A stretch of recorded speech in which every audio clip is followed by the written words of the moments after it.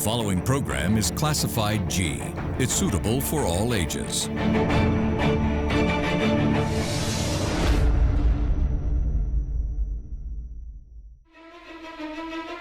Tonight, power and energy is considered as a basic human need in this modern world. As per the demand of energy, the world is always seeking new energy generating resources to fulfill this human need. Not like in developed nations, a developing nation like Sri Lanka needs to fulfill its power and energy requirements in a reliable and an affordable manner. But in the present situation, Sri Lanka is facing a critical conflict due to Yugadanavi LNG power plant, which is going to establish in Sri Lanka in the near future.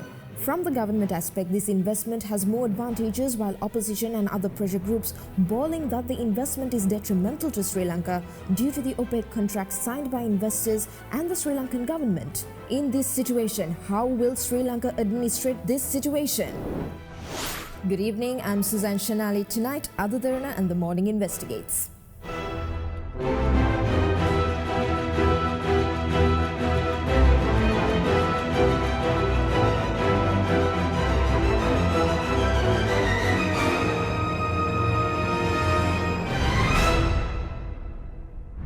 Sri Lanka is going through one of its toughest times in recent memory, and the ongoing pandemic has worsened the economic hardships that the country was dealing with before the pandemic.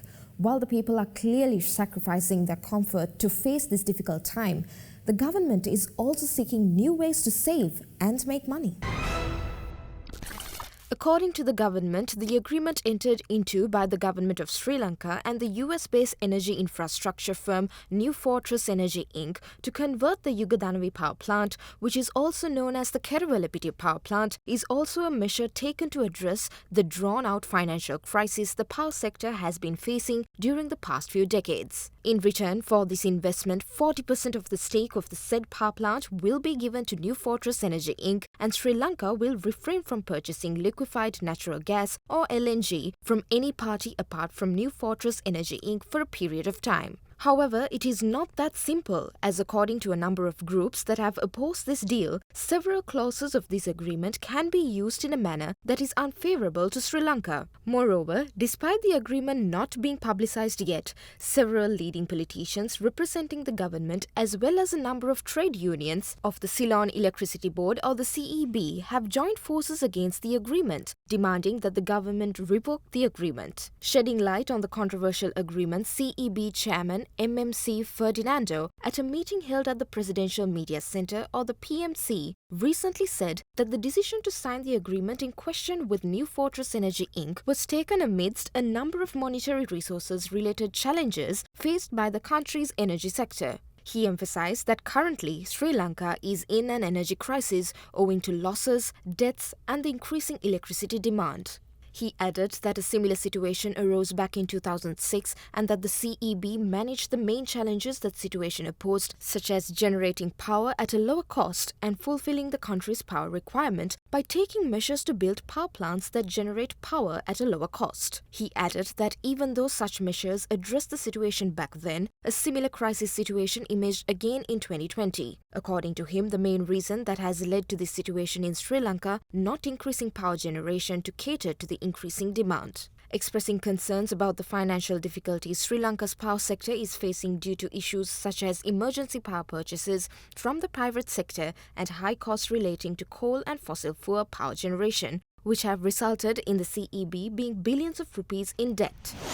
එක්ක විදුලි බිල වැඩි කරන්න ඊට දෙන්න ඕනේ. එහෙම නම් අපිට පිරිවැය අඩු කර ගන්නවා. ආණ්ඩුවේ ප්‍රයත්න තමයි පිරිවැය අඩු කරන්න. පිරිවැය අඩු කිරීම සඳහා ආණ්ඩුව ඉදිරිපත් කළා තියෙනවා අපිට යෝජනාවක්. අපි ඒක පිළිගන්නවා. එකක් තමයි තෙල් බලාගාරවල තියෙන 1480 මෙගාවට් 70 දක්වා අඩු කරගන්න. ඒ වෙනුවට ස්වභාවික වායු වලින් විදුලි බලාගාර දෙකක් ඉදි කරලා ඒකෙන් මේ පිරිවැය අඩු කරගන්න. ඊට අමතරව දන්ත කරන පුනර්ජනන බලශක්තිය වලින් ප්‍රභවයෙන් ජනනය කරන එක 70 දක්වා වැඩි කරන්න. මොකද පුනර්ජනන බලශක්තිය වලින් අඩු කර ගැනීම තුළ ඒකක පිරිවැය අපි ගණන් බල තිනවා රුපියල් 15යි. Ferdinando said that it is in such a context that the operations relating to the Yugadanavi power plant commenced, and that after converting it to an LNG-run power plant, it is expected to reduce or halve the cost of power generation at the said power plant. He explained why the Yugadanavi power plant project is necessary and urgent. මේ සුබධනය බලාගාරය ඉදිකිරීම සම්බන්ධයෙන් විදුලි බල මණ්ඩලය ඇති කරගත්තා ගිවිසුමක් විදුලිය මිලදී ගැනීමේ ගිවිසුම. ඒකත් පෞද්ගලික අංශය ඉදිරිපත් කරන්නේ පෞද්ගලික ආයෝජනයක්. ඒකදී ණය ලබා දීම සඳහා ඒ ආයෝජකයාට ඉදිරිපත් කර කොන්දේසියක් තමයි අවුරුදු 2කින් මේ විදුලි බලාගාරයේ ස්වභාවික වායුවට යන්න ඕනේ නැතුව ඩීසලින් දුවන්න දෙන්න බෑ. එහෙම වෙනවා නම් ඒකේ ණය මුදල ආණ්ඩුව බාර ගන්න ඕනේ. එහෙම එකඟ වෙලා තමයි ඒ සමාගමට ණය ලබා ගැනීම සඳහා පහසුකම් අරන් දුන්නේ භාණ්ඩාගාරය ඒකට අපකරයක් වෙලා. ඒ හින්දා භාණ්ඩාගාරය බැඳලා ඉන්නවා 2024-25 වෙනකොට ස්වභාවික වායු වලට මේ බලාගාර දුවන්න පුළුවන් පහසුකම් රට තුළ ඇති කරනවා කියලා. Meanwhile, Energy Minister and Cabinet co-spokesman Udaya Ganmanpila, who has openly opposed the agreement the Sri Lankan government signed with New Fortress Energy Inc., owing to certain conditions in the agreement, also spoke about the background of the tender procedure pertaining to the said agreement. මේ සම්බන්ධයෙන් අපේ ආණ්ඩුව පත් වෙනකොටමයි මේ යෝජනාවත් එන්නේ. මේ New ෆෝර්ට්‍රස් සිනර්ජි යෝජනාව අරන් එනවා. ඔය වැඩ තුනම පාවෙන නැවත් අපි දෙන්නම්, ගෑස් නලයත් අපි හදන්නම්, ඒක හරහා විදුලි බලාගාරවලට ගෑස් දෙන වැඩෙත් අපිම කරන්නම් කියලා මේ අය යෝජනාවක් ගේනවා. කවදාද 2019 නොවැම්බර්. හැබැයි 2021 පෙබරවාරි මාසේ ඩලස් ඇමතුමත් මමත් සාකච්ඡා කරලා විවිධ යෝජනා ගොඩක් තිබුණු නිසා එක රටකට දුන්නොත් තව රටක් තරහ වෙනවාය කියලා අපි තීරණය කරනවා මේක ප්‍රසිද්ධ ටෙන්ඩර් කැඳවීමකින් 2019 නොවැම්බර් ඉඳන් ලංකාවේ මේ ව්‍යාපෘතිය ඇවිල්ලා කතා කරන නිව් ෆෝර්ට්‍රස් සිනර්ජි සමාගම ඊට මාස 15කට පස්සේ දාන ටෙන්ඩරේට සහභාගී වෙන්නේ නැහැ. ඇයි? කවුරු හරි කියලා තියෙන උඹලා බය වෙන්න එපා මේකට එන්න ඕනේ නැහැ. ටෙන්ඩරේ ගියොත් ලැබෙන්නත් පුළුවන් නොලැබෙන්නත් පුළුවන්. මේ අයගේ කොන්දේසි වලට වඩා හොඳ ලංකාවට වාසි කොන්දේසි වෙන කෙනෙක් දැම්මොත් නිව් ෆෝර්ට්‍රස් සිනර්ජි වලට නෙවෙයි ලැබෙන්නේ. උඹලා පැත්තකට වෙලා හිටපල්ලා අපි උඹලට මේ ටෙන්ඩරේ ලබා දෙනවා කියලා කවුරු හරි පොරොන්දු වෙලා තියෙනවා. මේ ඉටුවෙමින් පවතින්නේ ඒ පොරොන්දුවයි.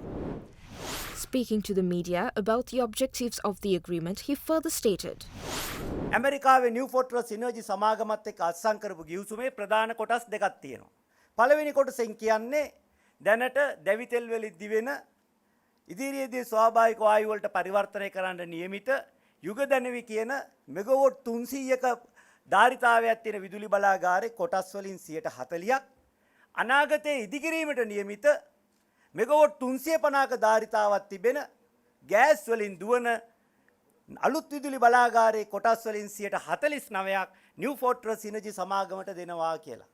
දෙවෙනි කොටසෙන් කියනවා මේ විදුලි බලාගාර දෙකද ඇතුළුව සමස්ත එතන ඉදිකරන ගෑස් විදුලි බලාගාර පද්ධතියටම සදාකාලිකවම ගෑස් සැපයීමේ අයිතිය ඇමරිකාවේ නිව් ෆෝර්ට්‍රස් සිනර්ජි සමාගමට දෙනවා.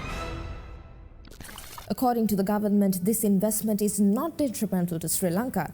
However, the opposition and other pressure groups are holding different opinions regarding this matter. What do they have to say? After the break, we investigate further.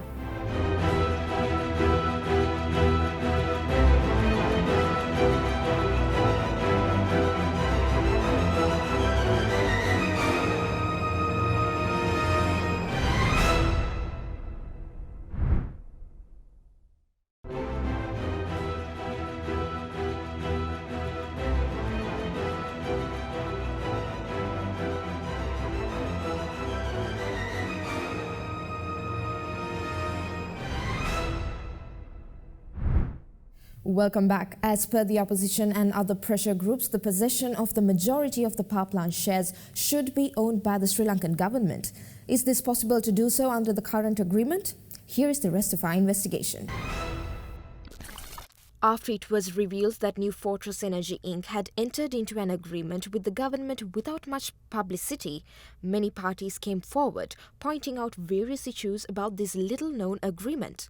In addition to Ganmanpila, Industries Minister Wimal Weerawansa and Water Supply Minister Vasudeva Nanayakkara and also opposition parliamentarians have criticised the government and the agreement. To look into the reasons on how the agreement with New Fortress Energy Inc. could be detrimental to the country, We spoke to Gammampila, who noted that he has clearly expressed his disapproval of the agreement as the Energy Minister and that his opposition is based on 4 grounds. Firstly and foremostly, this agreement monopolized the gas supply to our power sector for an unlimited period. Therefore, we have a huge problem in respect of attracting investors to explore and exploit our gas reserves identified in Mannar Basin.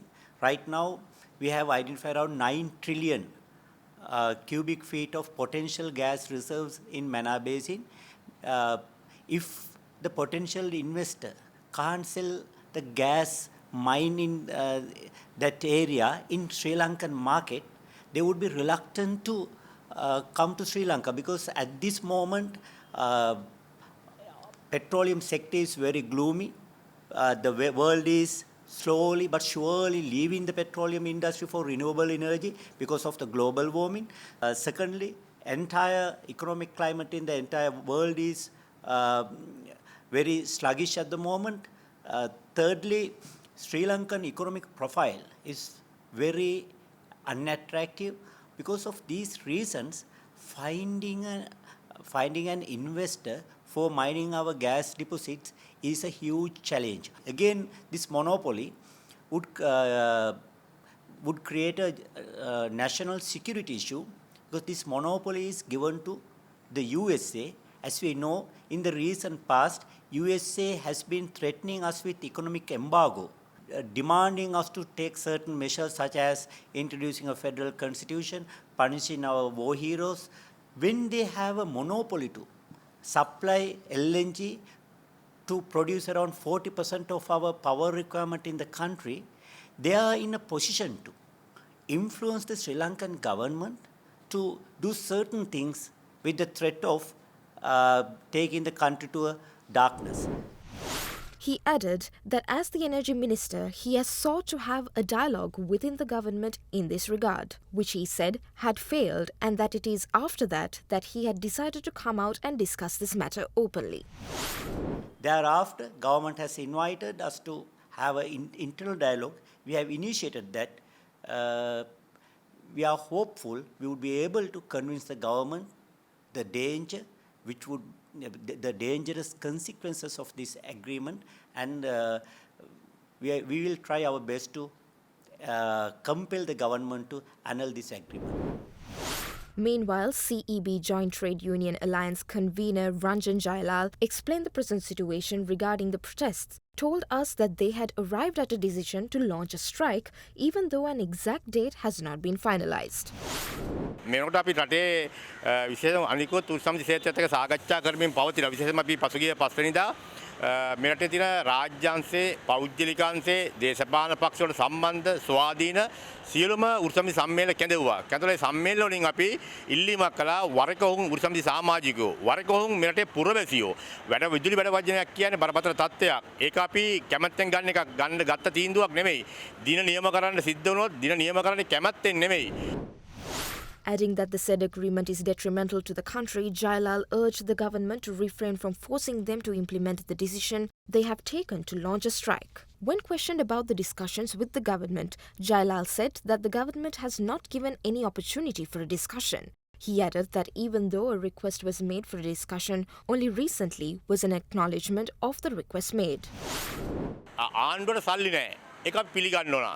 අවුරුදු 73ක් රට පාලනය කරපු අය රට බංකොලොත් කරලා තියෙන්නේ. ඒතර රට බංකොලොත් කරලා තියෙන චෝදන ආණ්ඩුවට තියෙනවා. හැබැයි මේ රට ගොඩ ගන්න ඕන. ඒ නිසා අපි කියන්නේ ආයෝජන එන්න ඕන. ඒක අපේ මේ විරෝධය තියෙන්නේ ඇමරිකන් කම්පැනිකට දීපුක නෙමෙයි. ඇමරිකන් නෙමෙයි ඕන කම්පැනිකට දෙන්න විනිවිද භාවයක් සහිතව අඩු මිලට ටෙන්ඩර් කැඳවලා දෙන්න ඕනකම තියෙන්නේ. මේක අතයට ගනුදෙනුවක්. Further, he said that even a funeral welfare society practices more transparency when selecting members to posts.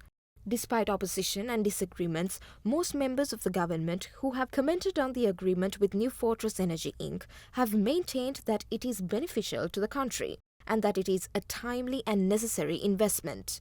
According to them, as CEB Chairman Ferdinando pointed out, this investment would fill a massive gap existing in the country's power sector and will pave the way for a low-cost and low-pollution energy generation. According to Power Minister Gamini Lokuge, who spoke to us, investments such as this will not only be beneficial to the country now, but will also encourage more investors to come.